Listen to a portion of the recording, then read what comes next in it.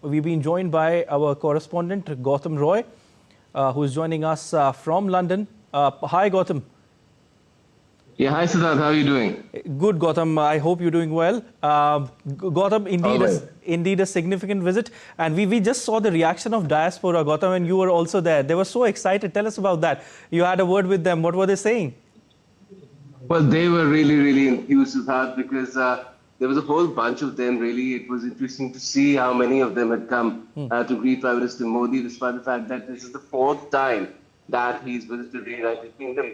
It just seems that through the years, Prime Minister Modi has been at the head of affairs in India. The enthusiasm for him in the Indian diaspora, not just in the UK, but anywhere in the world, really, Yeah. wherever he goes, Yeah. has only been growing because of the fact that under his leadership, India has been rising. And an example of that will be there in the UK this time around as well, because we are going to have an exchange of an FTA, which has been negotiated since 2022, more than 3 years. It's taken its time, but it is going to be a very sweet, big ticket moment, really. And all the Indian diaspora is aware of that.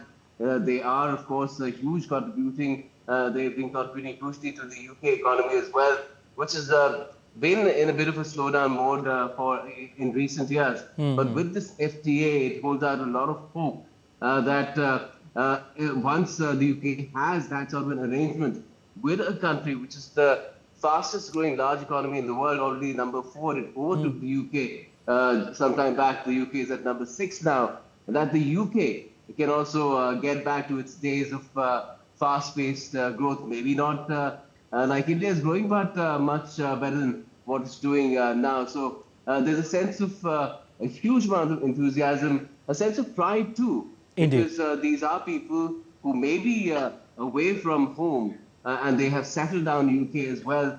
They've taken citizenship in the UK. There's no dual citizenship for India. So many of them are OCI. They are OCI card holders, and they have links with India as well. So they look at the prospect of growing business ties between India and the UK and derive pleasure from that and see an opportunity in it as well. We've spoken to a bunch of people who feel and who have big businesses here. They're of Indian origin. Some of them have presence in the UK, in India, and some of them don't. And now they're saying that it's essential to have some sort of a foothold in India to ensure that they keep growing.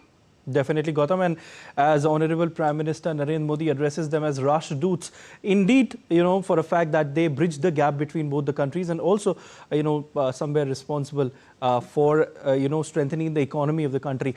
Gautam, also, you just mentioned FTA. Apart from that, there is defense cooperation that is on the cards.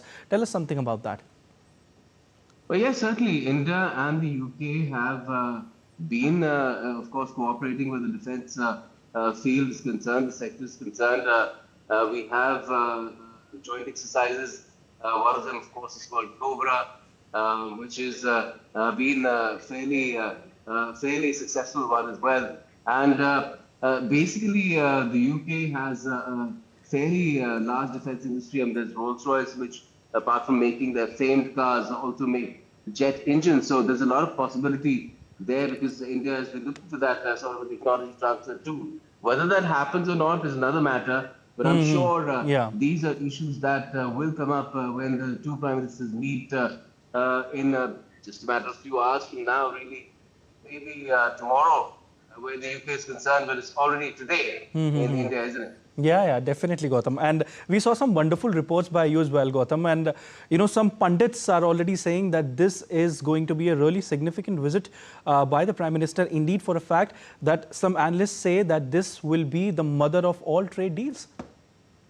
Oh, yes, that's the term being used by a number of people. Yeah. We've seen in my interaction with Lord Rangers that term being used. We've spoken to Lord Bilamoria as well.